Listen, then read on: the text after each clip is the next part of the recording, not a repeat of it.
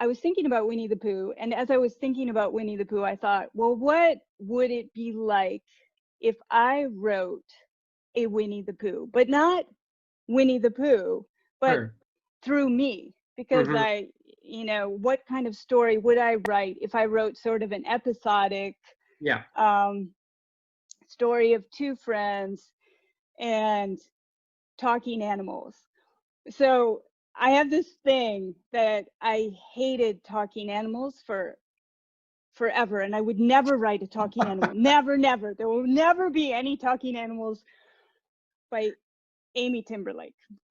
And then, of course, the truth is that more than anything, I wanted to write a talking animal book. Like, I think sometimes I think the Right. things that you're really Yeah. saying, that you really say you'll never do, there's something deep there that you actually sort of want to. You have to work So I on think and fight. Yeah, exactly. I Yeah. think that there's the voice of me as the writer, and there's a voice of the book, which is a different thing.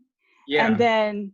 then there's the voice of the characters, which are Right. also different. And until they are their own people or their own animals with their own thought processes and the way they approach things, I mean, that's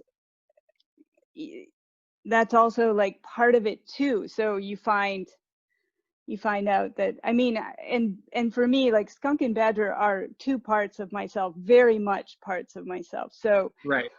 there's Skunk, who's playful and spontaneous and um, uh, external processor, Yeah. Right. which is really helpful. I didn't realize how helpful that was. When you're only in one character's head, it's really nice to have a character that just says, here's what I'm That's thinking what all the time. yeah. Right. Exactly. um, and then Badger is he's more interior and always trying to be focused on his work and never feels like he's successful at that. I feel both of those things. Like I'd like to live Skunk's life all the time. Yet there's Yeah. another part of me that's like, no, I have my important rock work. I'm going to focus, focus, focus. Right. Today, I'm finally going to reach that level of focus that I've been striving for.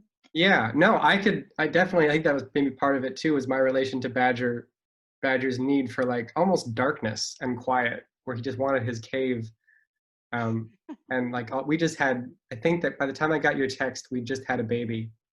He was maybe, I'm not sure he was a year old yet. He was our first. We have two now. Um, but it was that, like, I was like, oh yeah, there's a guy. All I wanted was my cave, to go to work. I missed my work and I missed, it's just a shock to have a baby and to be like, oh man, like my time isn't my own anymore. And this guy shows up at your door and you're like, oh, come on in, you're gonna wreck the place. And that feeling of like, that's why the cover is what it is too. It's like this nice homey sort of cover with just this one open blasting bit of sunshine and just this agent of chaos is about to come into this world. Like that was it was the first drawing I did, I think. There wasn't even a bunch of different roughs. It was like, that's Oh. the one. It's a dark sort of homey little place with this like square of light with him just kind of coming in. It was, yeah, I related to it a lot. And I just thought, I started to think, what is Jon Klassen's process like for just deciding what he wants to illustrate? Because, I I mean, wish it was really, a process. I wish there was something that could be called a process. As soon as you started out, like the way the mood you started out with and everything, it was like, all right. Like I read the whole book, of course, but I think I knew within like the first 5 pages that it was like, we got to do this for sure. Yeah. ah, oh, wow. If you do 1,000 spot illustrations, it's hard to get atmospheric with them. You can't take the time to, really put the work in.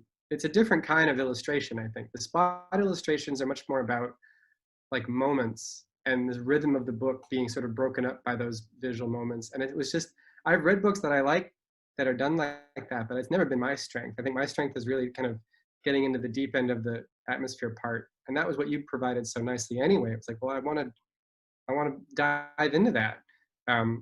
We talked about that even after the book, where it was like, you know, these books are so immersive, and the illustrations felt like they had to be immersive. Yeah.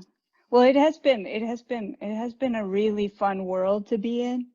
Yeah. And I'm very happy to have it right now. Like I think, Yeah, oh, I it's know. just nice to hang out with Skunk and Badger.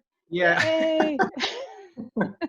I know. I know. I felt like that even before this happened. It was nice to get into, and it was like, oh, I know where this is. I know what this feels like.